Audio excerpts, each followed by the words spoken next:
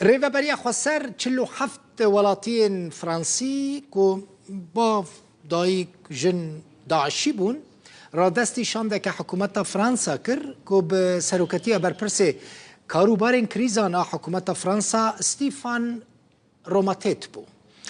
وزارت درویا فرانسا جی را گهاند که وان 15 جن و 32 زاروک جه کامپین روژ آوای کردستان ورگرتنه.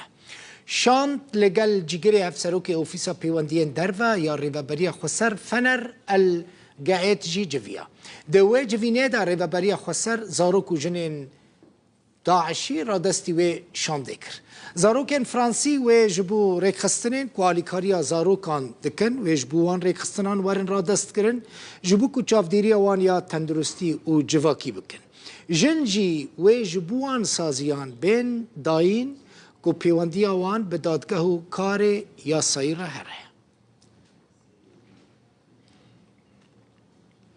او شانده فرانسی هر وها لقامی شلوج آلی هفسروک دائره یعنی اوفیسا پیوندین در و یا ریوبری خسر بدران چیا کرد و هاتا پیشوازی کرن و تکزیل سر پشتگیریا ولات خواه جبو باکور و روژلات سوری کرد.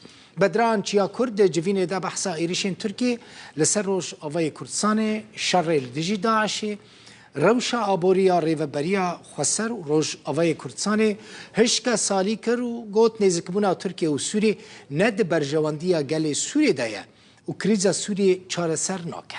سروک شاندا فرانسی ده همان دمیده برپرس کریزانا حکومت فرانسایه گوت حتی که ترور و داعش بداوی نبن هیزن فرانسی و سازی فرانسی جروج آوای کردستانی در ناکبن. هر وها دیار کرد که او دوار پروژه آوه تندرستی و چاندی داجی آلیکاریا نافچین ریوبری خسر بکن.